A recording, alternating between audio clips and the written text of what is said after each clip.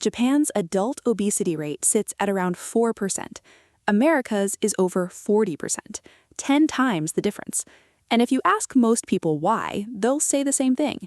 Sushi, green tea, less fast food, healthy diet, simple as that. Here's the problem. That answer is mostly wrong. Japan eats plenty of white rice, fried food, ramen, and convenience store snacks. McDonald's and KFC are everywhere in Tokyo. The diet alone doesn't explain a 10 times gap.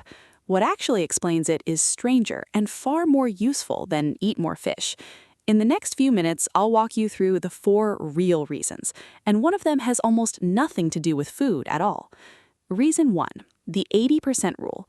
There's an old saying in Japan, Hara Hachi Bu, eat until you're 80% full, not 100%.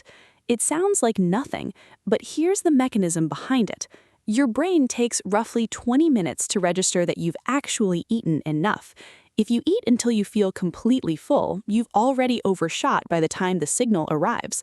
Stopping at 80% means you land at true satisfaction a little later, instead of overshooting every single meal. This isn't a diet. Nobody's counting calories. It's just a habit, taught from childhood, repeated at every meal for an entire lifetime. Small edge repeated thousands of times becomes a massive difference. Reason 2, the food is never actually gone. Japanese meals are served in several small bowls instead of one large plate. Rice here, fish there, vegetables in their own dish. It sounds like a plating choice. It's actually a portion control trick. Multiple small containers make a meal look larger and more complete than the same food piled on one plate, so people feel satisfied on fewer actual calories without ever trying to restrict anything. Reason 3, walking isn't exercise, it's just Tuesday. Here's the part most people miss entirely. In most Japanese cities, driving is expensive and often impractical.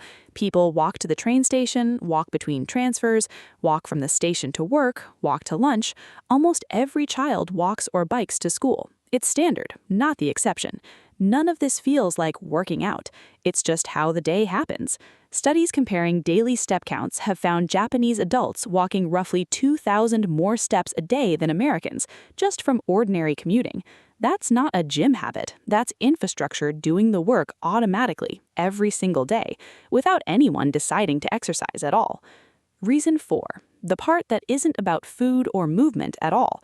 Since 2008, Japan has run something informally called the Meta-Bo Law, mandatory annual waist measurements for adults in a certain age range, tied to workplace health checkups.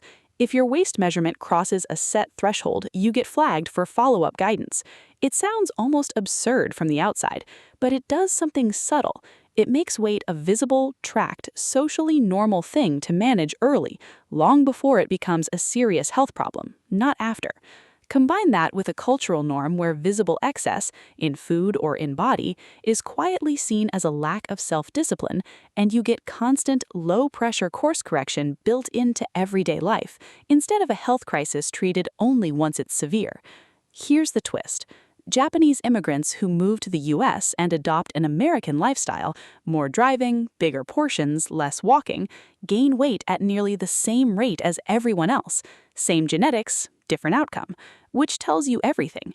This was never about biology. It's environment, repeated daily, at a scale most people never notice. None of these 4 things require willpower. Nobody's white-knuckling through a diet.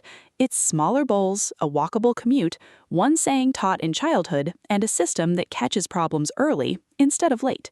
You don't need to move to Tokyo to borrow one of these. Pick the one that's actually possible in your life. Maybe it's parking farther away. Maybe it's using a smaller plate.